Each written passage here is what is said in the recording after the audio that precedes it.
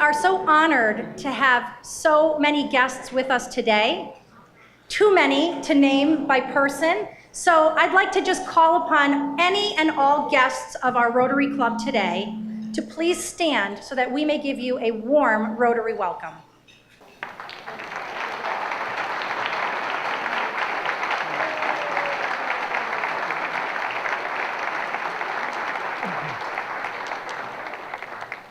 I'd also like to give a warm welcome to all the members of the Federation and the guests of the Federation, and a special shout out to my dear friend Hannah Rosenthal.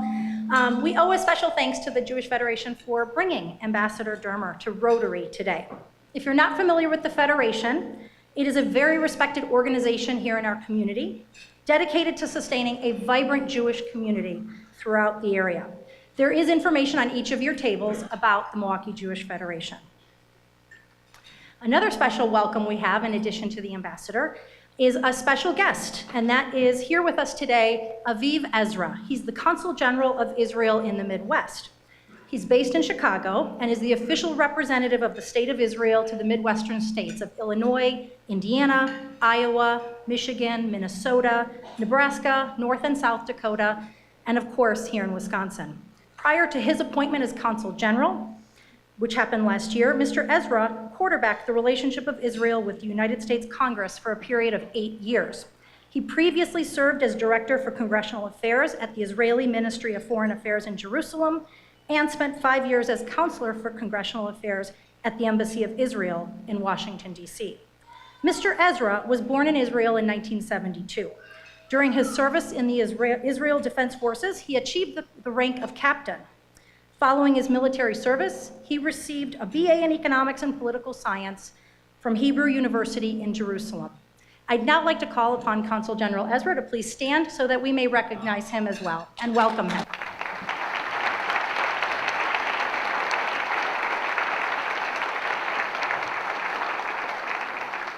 Now, before we get going with our program and I introduce the ambassador, I would like to just once again say what an honor and privilege it is for Milwaukee to host a world dignitary.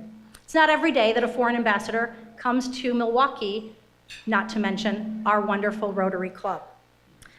We know that Rotary is extremely proud to be the legitimate, credible, brave, and safe space for respectful dialogue.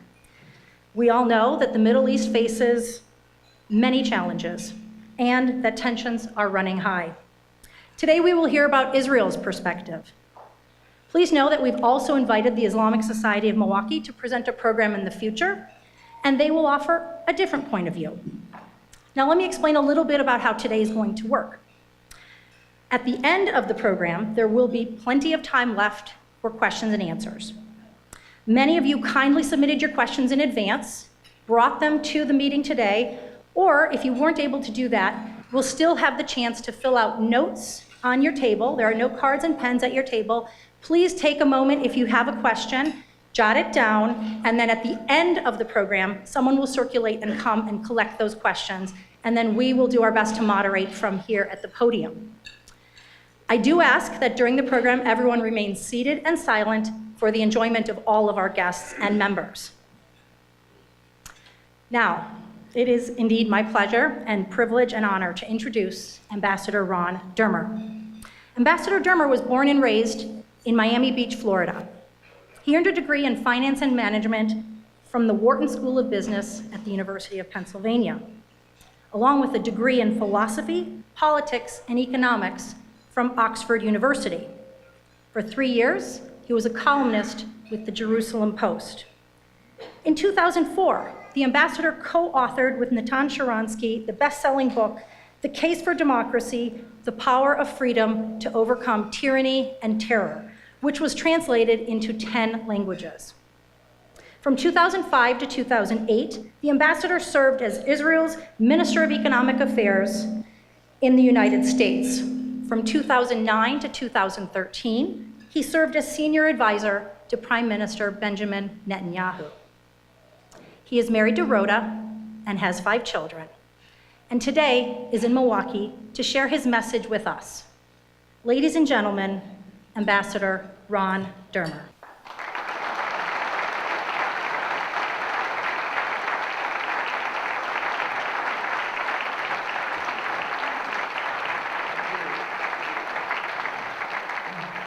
Thank you very much for having me in Milwaukee.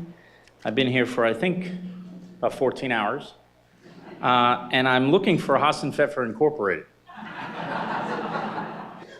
Did I just date myself? I also think this may be the only community in America that knows the difference between a shlemiel and a shlemazel.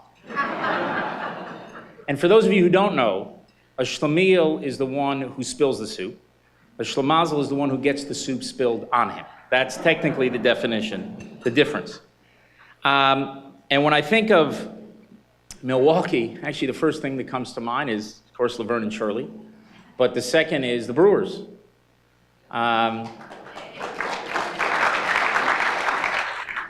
Yes, for long-suffering fans, I was born and raised in Miami. And of course, we've been waiting 44 years for the Dolphins to win a Super Bowl. So I understand what it's like to be a long-suffering fan. So enjoy the team when you have it now. The good news for you is that I was in Boston in 2014. I was in Denver in 2015. I was in Boston again in 2016, and I was in Philadelphia in 2017. So apparently when I go to a town, the chances of them winning a world championship go way up. The bad news is that I'm going from here to Chicago. I also understand that I'm the first ambassador to come to Milwaukee and maybe in Wisconsin. But of course, this state and this city has a unique place in the hearts of Israelis because this is the place where Golda Meir, our prime minister, was raised. And there is one connection between me and Golda. You know, in the Middle East, if you have a child, the name usually of the father changes to Abu. So when you hear the name Abu Mazen, what that means is Abba is in Hebrew, is father. Abu, the Arabic, he's the father of Mazen. And it's usually the first child. So in my family, we have 5 children. And we did not have a girl in my family for the entire 20th century, which would make me very popular in China or in Saudi Arabia, but at home I was in the doghouse. Because my wife is one of 3 girls. And we had 4 boys, 4 sons. And then we got the 5th, a little girl, and we named her Golda. So I am Abu Golda, and I'm happy to be in Milwaukee, the place where Golda Meir was forged and her Zionism was forged. So I know how important Israel is to this community. And I have to tell you that this has been a very historic few weeks in Israel. A month that we have not experienced probably in many, many decades. First, there was the historic decision, I should say the fateful decision, of President Trump to withdraw from the nuclear deal with Iran. Now, those of you who didn't get the memo, Israel opposed the nuclear deal with Iran. You may have been aware of that. And our prime minister came here and spoke against that deal. Now, understand that no country has more to gain in the world than Israel if we could actually prevent Iran from developing nuclear weapons. Iran is a regime that openly calls for the eradication of Israel. They don't hide it. They tweet it. Yesterday, it's funny, but it's true. Yesterday, the supreme leader of Iran, Khamenei, tweeted out that Israel is a cancer and it must be eradicated. And he said it will be eradicated. And Iran is not only preaching policide, the destruction of a state, but they're working on a strategy in order to achieve that goal by arming all sorts of forces in our region that are also committed to Israel's destruction. It's not just us, it's also our Arab neighbors that are in Iran's gun sites.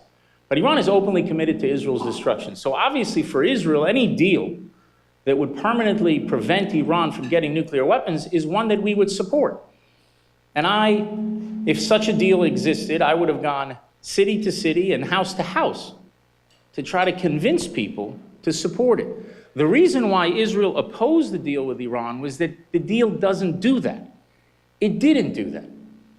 All it did was put temporary restrictions on Iran's nuclear program for a few short years.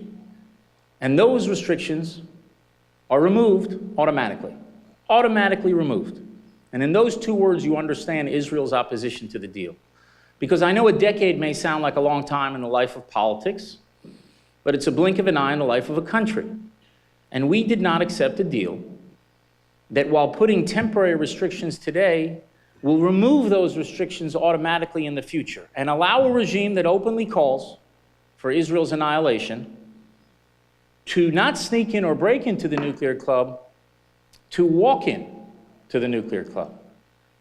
So we were opposed to it not because we thought Iran was going to violate the deal. The Prime Minister, when he spoke in Congress, said the greater danger of the deal is not that Iran will get to a bomb by violating it, is that they will get to a nuclear arsenal by keeping the deal, by just waiting for the calendar to change. They could remain the foremost sponsor of terrorism in the world.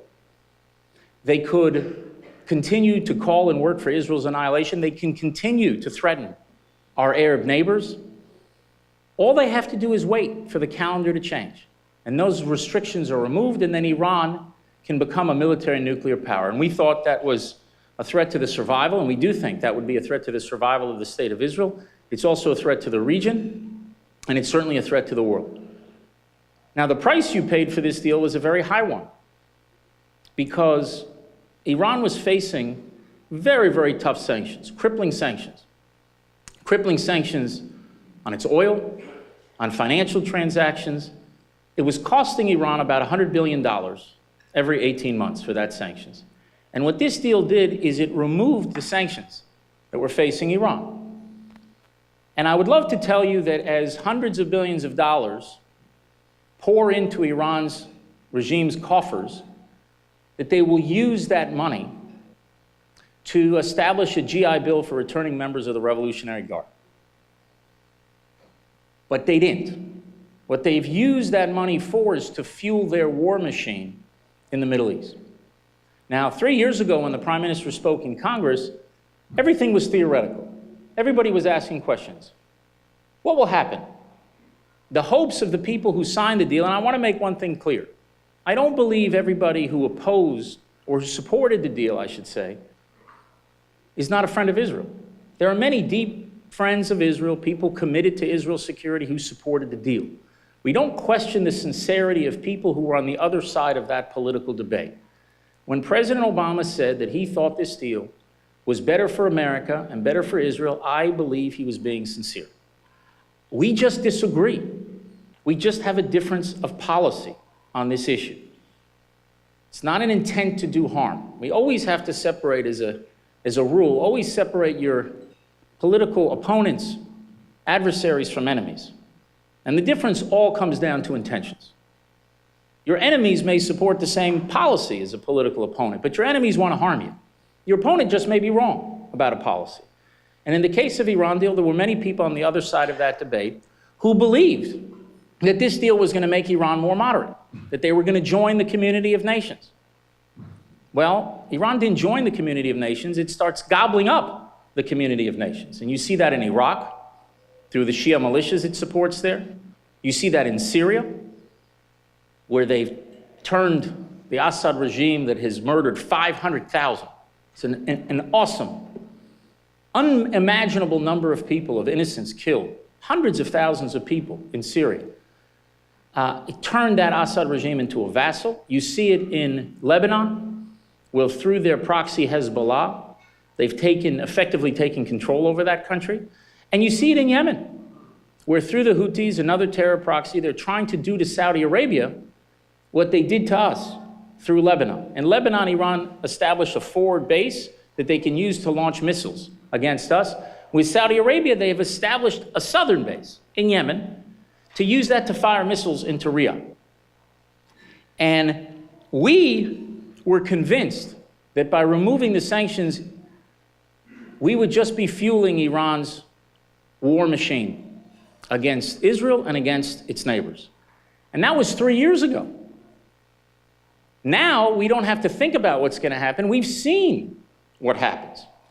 We've seen what the effects have been in the last 3 years, and that Iran is dominating this region and is becoming a very, very dangerous, much more dangerous country in the Middle East.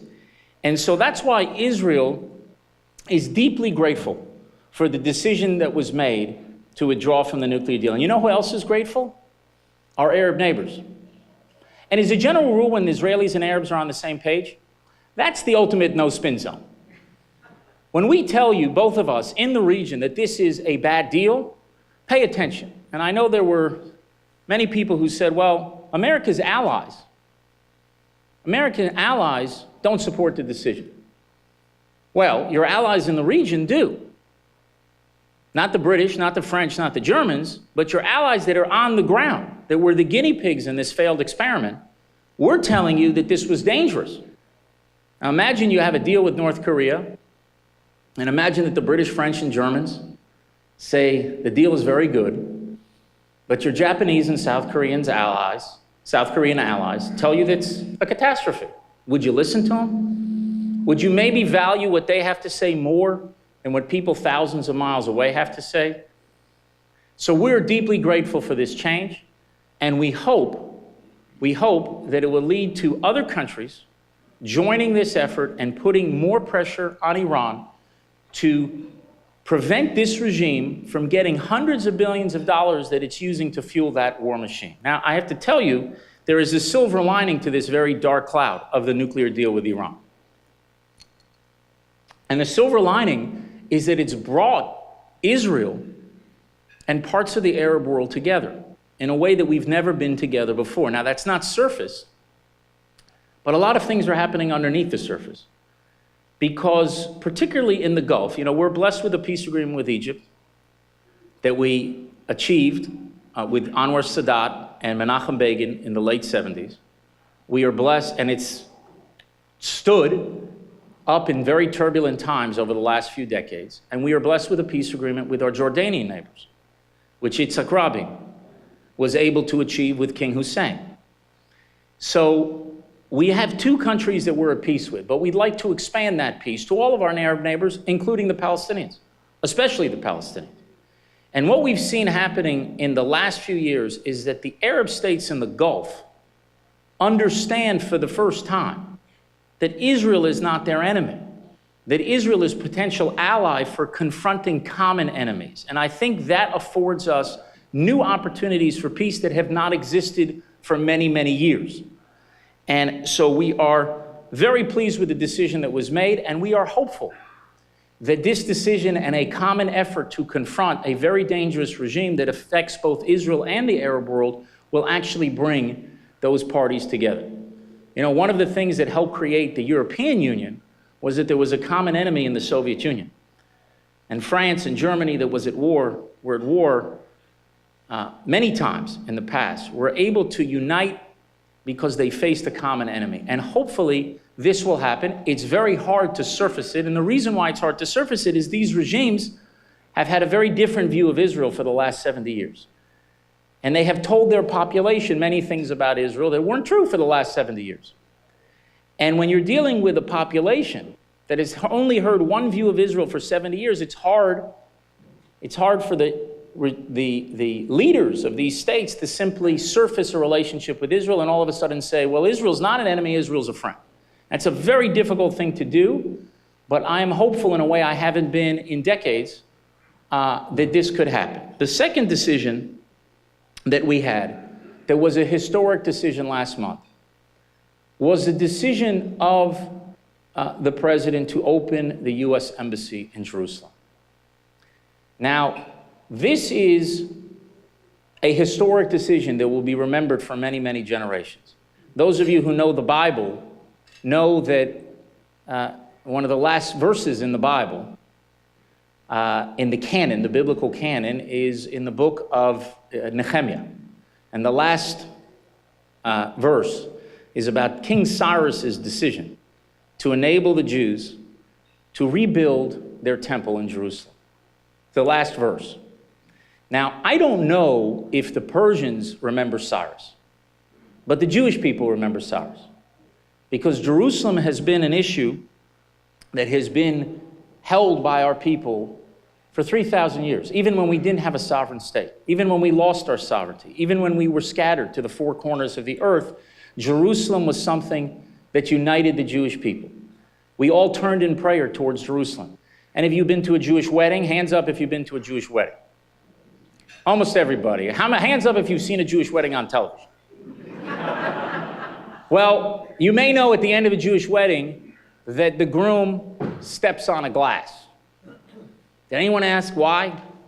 It steps on the glass because in this moment of the greatest rejoicing of a bride and groom coming together, we remembered the destruction of the temple in Jerusalem. And throughout Jewish life, Jerusalem has been a powerful source of our people's hope. In fact, you could sum up the hopes of the Jewish people in 3 Hebrew words. L'shana haba'a b'Yerushalayim, which means 4 words in English. We're a compact language. But 4 words in English, next year in Jerusalem.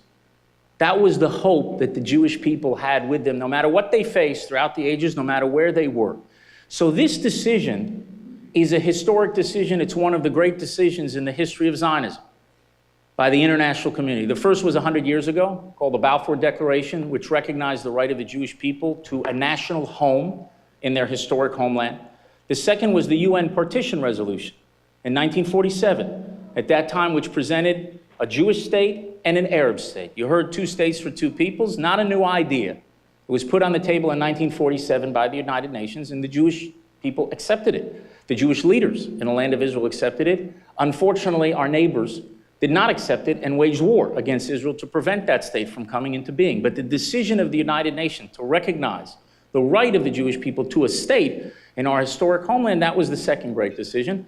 The third was a decision made by President Truman exactly 11 minutes after Israel declared its independence in 1948, making America the first country in the world to recognize the newly established state of Israel. And the last decision happened a few months ago when President Trump recognized Jerusalem as the capital of the state of Israel and followed through on that decision by moving the embassy. Now, I know some people are concerned that this decision will set back the cause of peace. And I disagree, and I want to explain why. I actually think it will help advance peace, and I think we'll see that, not right now, not in the sound and fury, but as we move ahead in the years to come. First, understand that before there was a peace process with the Palestinians, which began in 1993 in Oslo, before that, from 1949 to 1993, Israel had its capital in Jerusalem. From 1949 to 1967, Israel had West Jerusalem as the capital. Why did America move its capital then? And since then, when Israel in 1967 war reunited the capital, why didn't America make a decision before there was any peace process to move its embassy? We are the only country in the world that is treated that way, that a country that declares someplace its capital, other nations will not move their embassies there. The only one in the world treated that way. That had nothing to do with the peace process. It was always an excuse of why the embassy wasn't moved. Eisenhower should have done it in the 1950s. He didn't because he thought appeasing Nasser would be a good strategy. It didn't work out that way, and he regretted it later when he left office. And then it was policies towards the broader Arab world, concerns about oil, whatever it was. There was always a new reason why it wasn't done. But the reason why I think this will help advance peace is because you have to understand why Israel does not have peace with the Palestinians. The reason Israel doesn't have peace with the Palestinians is the same reason that proposal was rejected at the United Nations 70 years ago. That proposal for 2 states for 2 peoples were rejected before there was a single Palestinian refugee, before there was any problem of all those settlements after 1967, before any of the issues that you read about every day. There was just one issue. Do you recognize the right of the Jewish people to a state in our historic homeland? That was the issue, and it was rejected. And we've had a conflict with the Palestinians for a century because of their refusal to recognize that the Jewish people are in the land of Israel not just because of their might, but because of a right, because there is a connection between the Jewish people and the land of Israel. And this is why, unfortunately, not all Palestinians, because they're a very diverse population, so I don't want to label everyone the same way. But in terms of the Palestinian leadership, for most of the last century, they have done everything to deny the right of the Jewish people and to deny the history of the Jewish people in the land. History, facts. Not rights, not politics, facts. So Palestinian leader Yasser Arafat told President Clinton at Camp David there never was a temple on the Temple Mount. And Abu Mazen goes to the United Nations and says there's no connection between the Jewish people and Jerusalem. In fact, he says, this is a phrase that is often used, that the Jews are trying to Judaicize Jerusalem. Think about that. That's like saying the Chinese are trying to Sinify Beijing, or the Russians are trying to Russify Moscow. King David had a kingdom in Jerusalem 3,000 years ago. The Jews were there 1,000 years before Christ. 1,500 years before the birth of Muhammad. So the Jews are going to Judaicize Jerusalem. Why? The question that no one asks themselves is, why is there an attempt to deny any connection between the Jewish people and Jerusalem? Why? Because if you recognize that there is a connection, then you begin to accept the fact that the Jews are there by right, not just by might. Now, they don't have to deny that they have rights. But once they say there is a connection between the Jews and Jerusalem, they are recognizing that we, the Jewish people, are not foreign colonialists in the land of Israel. This narrative that the Palestinians tell their children and themselves is that the Jews stole their land. That's what they say. That's what they teach their children. That's what they honestly believe. And they say, well, the Jewish people in the land of Israel is like the British in India, the French in Algeria, the Belgians in the Congo. But this is not a foreign land for the Jewish people. This is the land where our patriarchs prayed and our prophets preached and our kings ruled. And this is the land that we turn to in prayer and that we remember at weddings and funerals. This is our historic homeland. And peace can come to the region when the Palestinians cross a psychological Rubicon and say, you know what? You have a right to be here too. They can say it's 1% yours and it's 99% mine. Then we're in a negotiation. But if they say that we are foreign colonialists in this land and we will be removed like the Crusaders who came before, the Crusaders were foreign colonialists.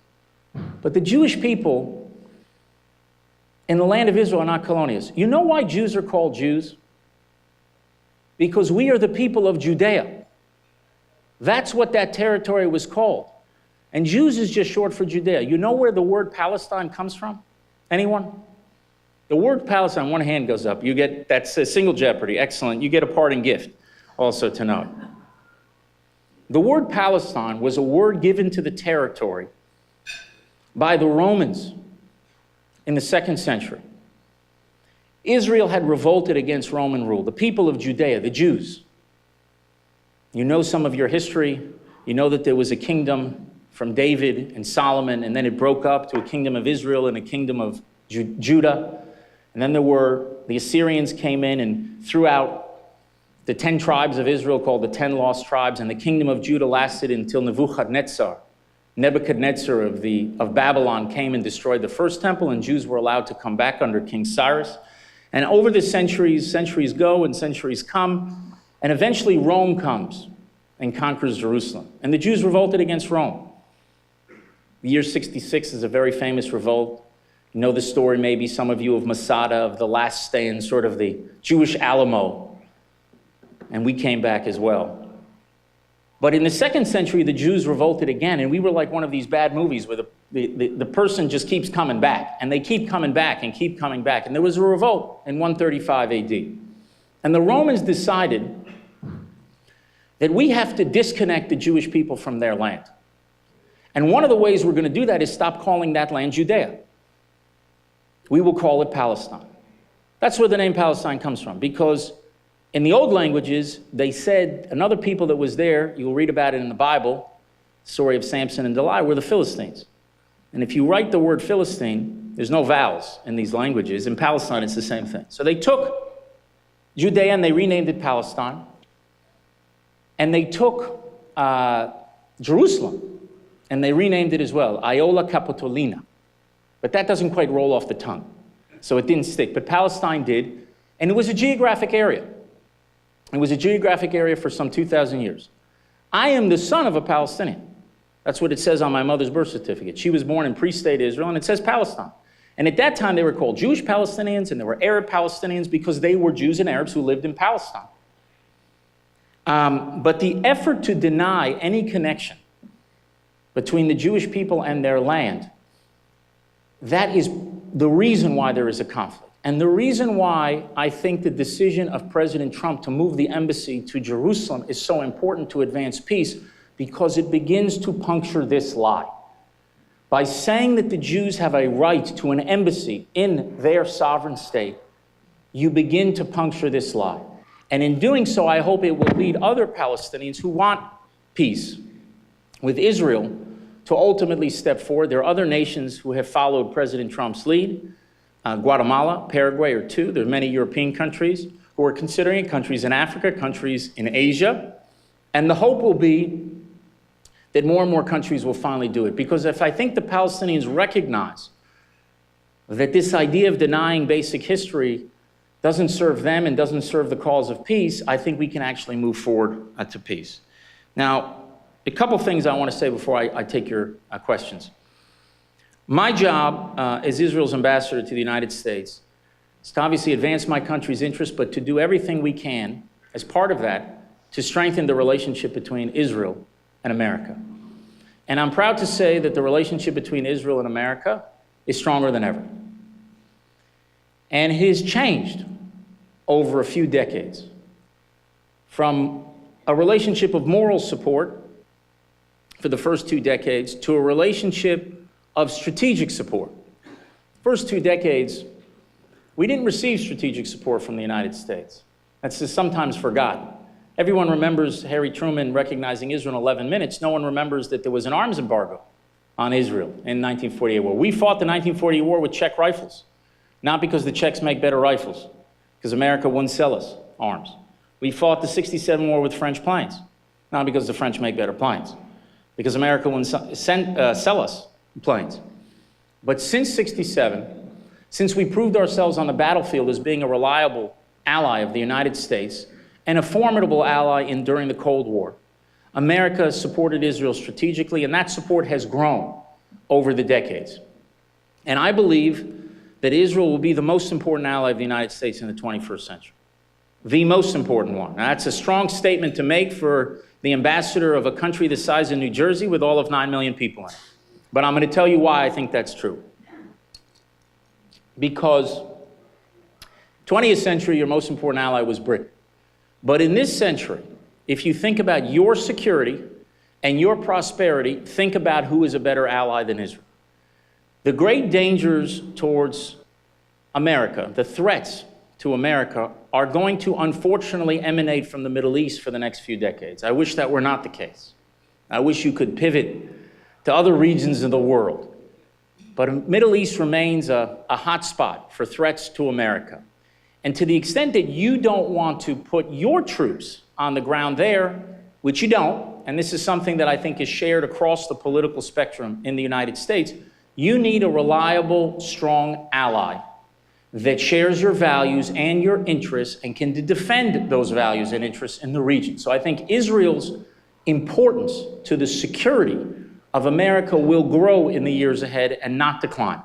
Israel has one of the most formidable intelligence services in the world. In the last 2 or 3 years, we have foiled terrorist attacks, major terrorist attacks in some 24 countries. And you all saw last month when the Prime Minister gave his press conference how terrific an intelligence service the Israeli Mossad is. When we showed the atomic archive in Iran, which was Iran's plans to build their bombs in the future. That's why they kept them in that safe. When South Africa gave up their nuclear weapons, they destroyed the archive. When Libya gave up its nuclear weapons, they destroyed the archive. Iran kept it, and they kept it for a reason, because they want to use it when those restraints are removed. So in Israel, America has a formidable, reliable ally in the most dangerous region for your national interest. The second reason why this alliance, I think, will grow even stronger and why we will stand out as the most important ally in the world is because of technology. Israel is a global technological power. We are a leader in agriculture. We are a leader in water. We are a leader in cyber. Here's a statistic that never ceases to amaze me. In the last 2 years, Israel, which is all of 0.1% of the world's population, accounts for 20% of private global investment in cyber. 20%. That means tiny Israel is punching 200 times above its weight. So when you think about cyber, don't think about Israel as a small country the size of New Jersey. Israel's bigger than a China. Another area that we're rapidly developing in Israel is a car industry. Who knew that we would have a car industry in Israel? And we don't build cars in Israel. But all this autonomous vehicle technology, so much of it is coming from Israel. There are 500 startup companies in Israel, 500. And we receive the second most money investment in that industry outside the United States. Second only to the United States. You saw that Intel, I see this commercial that I always used to see with LeBron James and Intel where the driverless car pulls up. Well, Intel bought a Israeli company, Mobileye, which has all the sensors that keep you from running over your mother-in-law as you back out of the driveway. I love my mother-in-law. But she appreciates those sensors because she's not sure, but I do love her. Not only did Intel buy this Israeli company, they gave them the keys to their autonomous vehicle industry around the world. So Israel is a tremendous source of innovation. You have more than 40 of the 50 leading technology companies in the world have R&D facilities in Israel. And for some, it's their only R&D facility outside the United States, and Intel and Cisco and Microsoft and Apple. And the reason why they're invested in Israel is not only because we've got a lot of genius in our population. Genius is everywhere. There are geniuses everywhere. Israel is unique and it combines something else. It combines genius with chutzpah. There are places with genius, there are places with chutzpah, but Israel may be the only place that has both in spades. And the reason why that's important is the Nobel Prize does not go to the genius in the class. It goes to the genius who's willing to challenge the professor. It goes to the genius with chutzpah. And we got a lot of people in Israel who have great genius and great chutzpah. And one of the fortunate side effects of our unfortunate security situation that we haven't yet made peace with all our neighbors is that we have to send our kids into the military at a young age. And our MIT are in these elite units in the Israeli army that have access to the latest technology and come up with these remarkable innovations 5 minutes after they leave the army for the private sector. And these innovations are literally transforming the world. They're helping feed communities in Africa. They're helping quench the thirst of communities in South America. They're pushing the envelope in terms of development of drugs, multiple sclerosis cures, Parkinson's disease. All of this innovation is happening in Israel. So sometimes you hear about people boycotting Israel. Well, good luck. Go to your computer and take out that chip. Take your phone, take out a lot of those apps. You got to get rid of Waze also, so you're going to have trouble getting to where you need to go. Go to the medicine cabinet and take out half the drugs that were developed in Israel. I mean, Israel is is the second greatest center of innovation in the world. The first is Silicon Valley, the second is Israel. So you're an American citizen and you say, which country should we be partnering with in technology? Who's your number one partner? Is it Britain? No. Is it France? No. Is it Germany? No. It's Israel. That's the second great center of innovation in the world. And I think that that's why this alliance is going to go stronger and stronger. And we just celebrated our 70th year of independence. And we feel truly blessed. And it's one of those rare times where we can sort of stop and express a little gratitude for how our country has changed over these last 70 years. From where we were in 1948, where we could barely defend ourselves, to becoming the strongest military power in the Middle East, with the strongest alliance in the world, with the United States of America, with weapon systems that we developed like the Iron Dome that can prevent these missiles from landing on our cities. And we are deeply grateful to President Obama that in the last months of his administration, he signed a memorandum of understanding with Israel for military assistance into the future, because he understands, for U.S. national interest, the benefits of this partnership. And we're blessed that we've become this rising economic power, from a GDP per capita the same as Egypt and Jordan's, to now a GDP per capita that's higher than Japan. And we're blessed and feel grateful for our flourishing diplomacy around the world. You know, sometimes you may hear that Israel's isolated. Well, Israel's never been less isolated.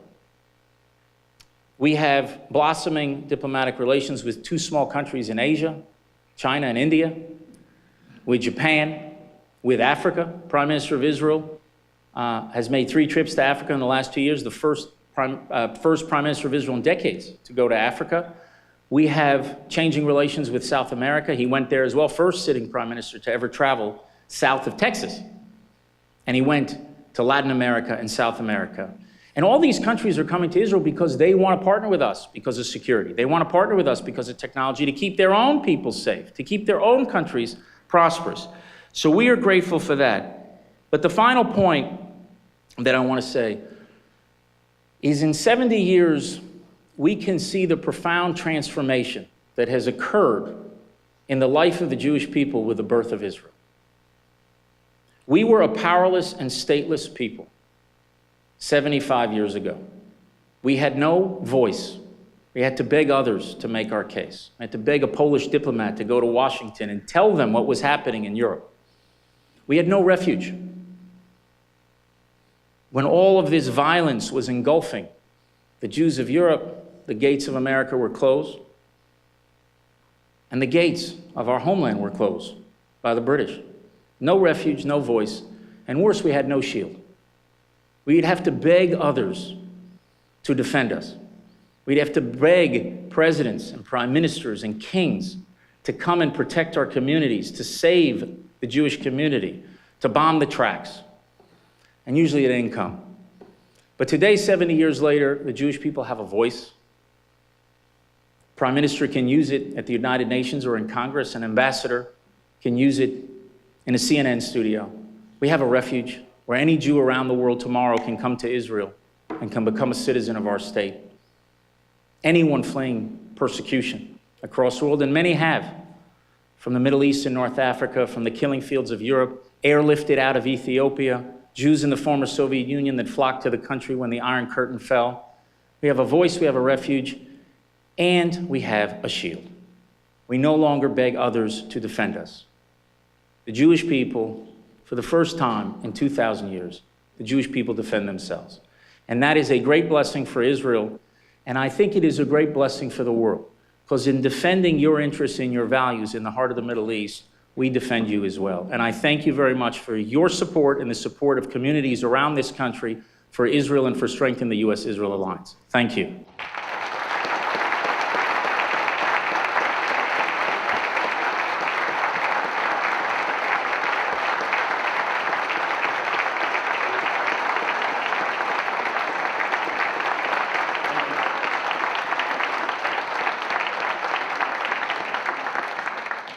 Thank you, Mr. Ambassador.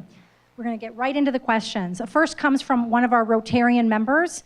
I believe in the separation between church and state, since a Jewish state cannot be reconciled with a democratic one, which we see played out in the brutal occupation of the Palestinians, the apartheid wall. This is the easy question. We're going to start with the easy question. And the open-air prison in Gaza. Will Israel consider a democracy like the US, where instead of 2 states, there is 1 democratic state and each person gets an equal vote?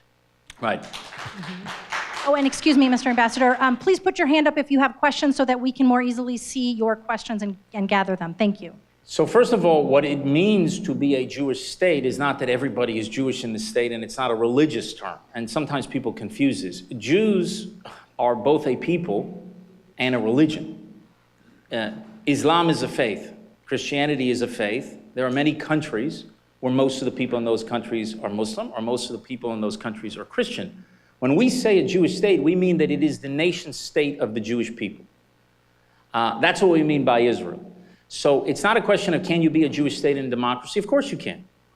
Of course you can be, because what we're meaning by it is not that everybody all of a sudden has to become Jewish. We have a Arab minority in our country, and we've always had. It's about 20% of our population is non-Jewish in the state of it. Maybe 75 to 80% is Jewish.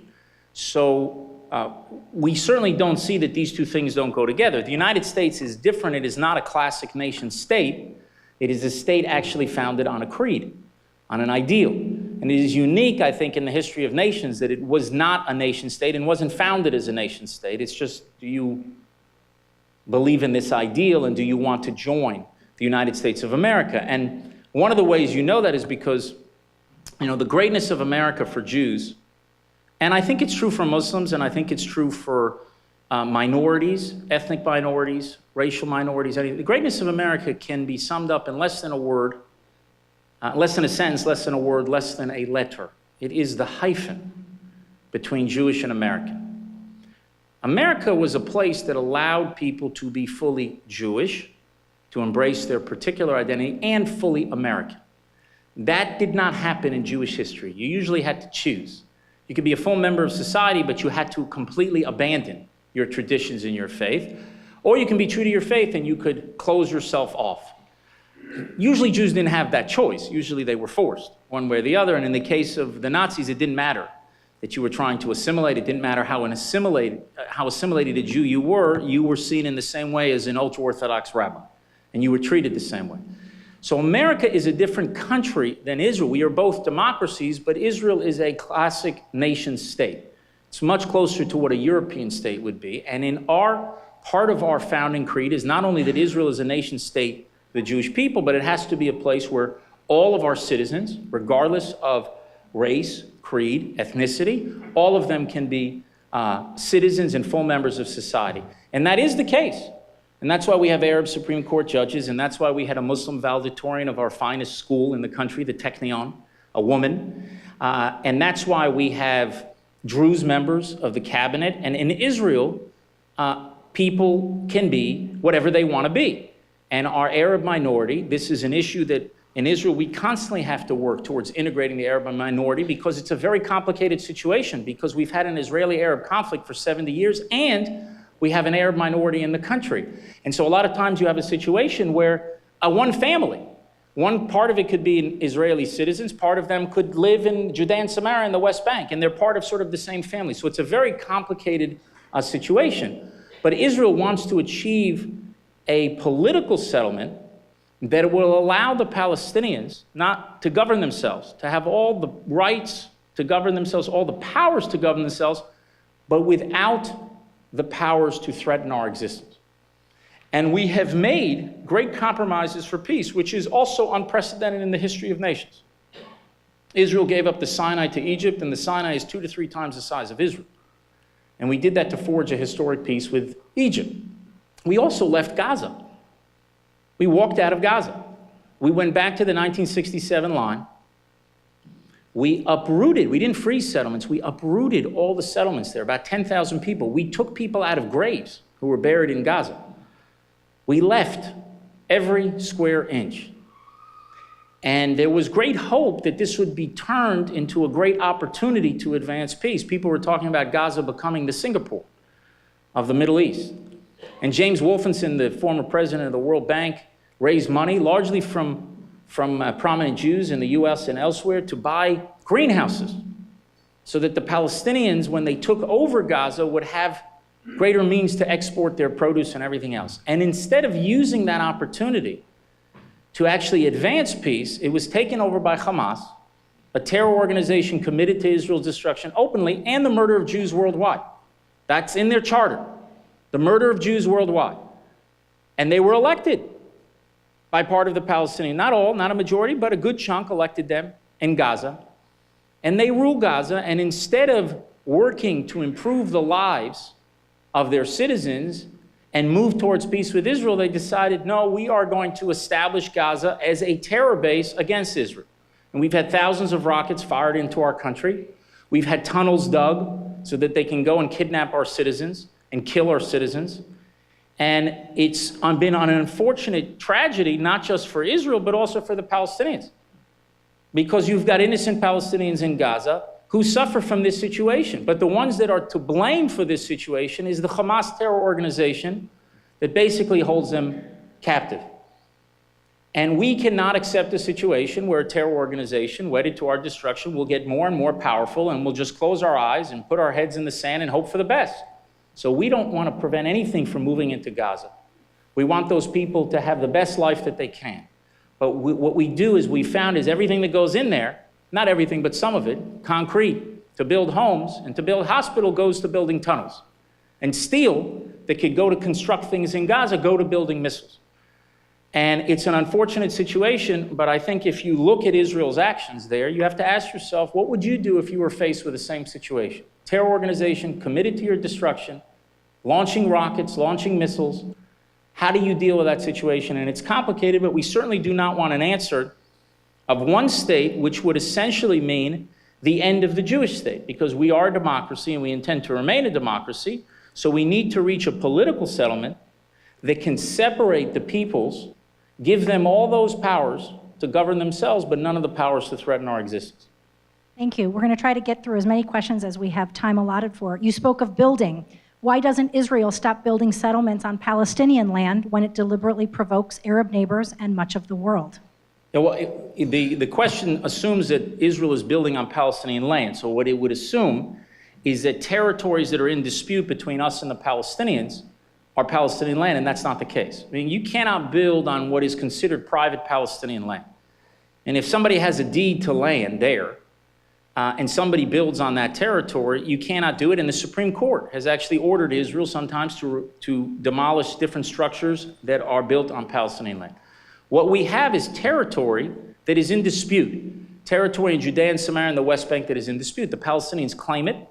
They think that land should be part of our future state. And we also have a claim to that territory, and we have to reach a political compromise that allows us to make a permanent settlement. But here's the problem with the issue of settlements. What is the basic argument against building settlements? People say, if you build settlements, you are going to make it harder to achieve peace, right? Why? Because the assumption is that the day after there's a peace agreement, all of those settlements will be removed. All of those Jews have to be ethnically cleansed from a future Palestinian state. That's what the argument means. The argument against settlements, when you really think about it, is an argument to have a state, a Palestinian state that is free of Jews. Now, 20% of our population is Muslim, Arab. Fewer Muslim because there's also an Arab Christian population, the only growing Arab Christian population, I should say, in the Middle East, the only one. It's 4 or 5 times bigger than it was in 1948. The Christian communities in Iraq have been decimated, Christian communities in Syria, Christian communities in Egypt. The only growing Christian community in the Middle East, which tells you a little bit about how Israel treats its minorities, is actually in the state of Israel. But we have a good chunk of our population that is non-Jewish. No one says for peace we got to kick them out. That's not our policy. It won't be our policy ever. So why should it not be the policy of a future Palestinian state to say, you know what? We'd like to have Jewish communities in our country too. Maybe it'll be 3%, maybe it'll be 5%, maybe 7%, and maybe Jews will one day make a choice. They want to live in the historic Jewish homeland, or they want to live in a future Palestinian autonomy or Palestinian state, whatever it will be the final political settlement. I don't think peace is advanced by a policy of ethnic cleansing. Not in Israel and not in a future peace with the Palestinians. And so therefore, I think this issue is a big issue in international affairs. But at bottom, it says that Palestine should be Judenrein. And I would like to see a Palestinian leader emerge who will say, they should say, we want a state for our people, for self-determination, and we welcome Jews being members of that state. That is a Palestinian leader that Israel will be able to make peace with.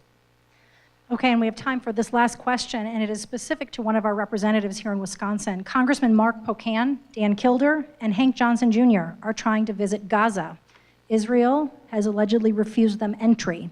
Representative Pocan, as I mentioned, is here from Wisconsin. He's on the House Appropriations Committee. The U.S. sends $3.8 billion per year to Israel. What would be the problem with Representative Pocan and others doing due diligence for U.S. citizens? Well, it'd be fine for them to go. The issue is first of all, your government, whether your government will allow members of Congress. I mean, your government, a lot of times, the US government does not allow your citizens to travel to certain areas. For instance, if there's a flare-up on the Golan Heights, they have a travel advisory and no US official is allowed to go there. There's other areas that they don't let US officials.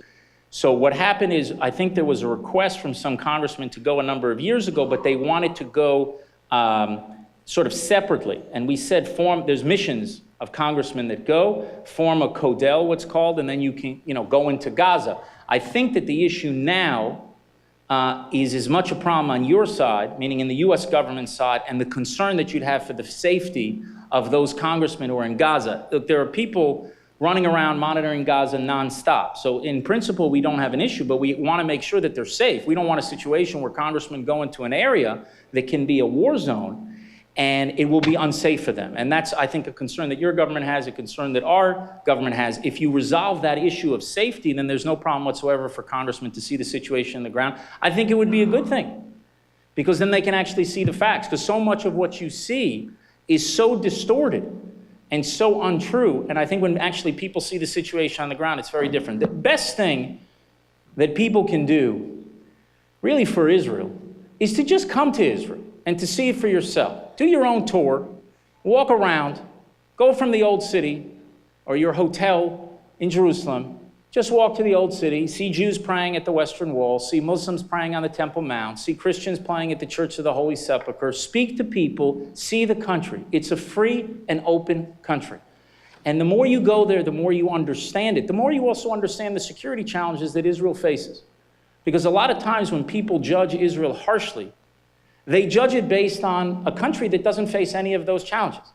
I remember in this country, on September 12th, the palpable feeling that another attack was imminent. And people were willing in that period to trade certain civil liberties to protect their security. And then over time, as the sense of danger receded, you naturally want to guard those civil liberties, because that's what we do in democracies. But remember that Israel has been in September 12th for 70 years. 70 years. And we have not done what other democratic nations have done during times of war and conflict, even your own nation. And I have great respect and love and admiration for the United States of America. It's the greatest force for good on a global scale that the world has ever known. But that doesn't mean that you're a perfect country, doesn't mean we're a perfect country. But it means to, when you judge Israel, judge it as a country that is a beleaguered democracy faced with threats that no other democracy on earth faces. And I, as a son of America, born and raised in this great country, I do not apologize for Israel's democracy. I marvel at Israel's democracy, because we have been able to uphold our values under the most serious conditions. Democracies are tested under fire, and Israel has passed that test with flying colors. Thank you. Ladies and gentlemen, please remain at your seats. Due to security reasons, we need to let Ambassador Dermer head out. Before you go, Ambassador, we do want to thank you once again, and we want to remind you, we know that you are on the international stage, constantly dealing with international leaders. Rotary is one such leader. We are the international leader when it comes to the effort to eradicate polio. We collectively, Rotarians around the world, by our efforts since 1979, we have helped reduce polio cases by 99.9%. So we're almost there, but the job isn't done yet. And so we know you cannot accept gifts. We want to honor you for your visit today by presenting a donation in your name to the Rotary Foundation to purchase 50 doses of the polio vaccine that will help bring us that much closer to a polio-free world. Thank you again for being here. We do need everyone to remain seated. The ambassador is going to exit. While you remain seated, I have just a few more announcements. Thank you again. Be well.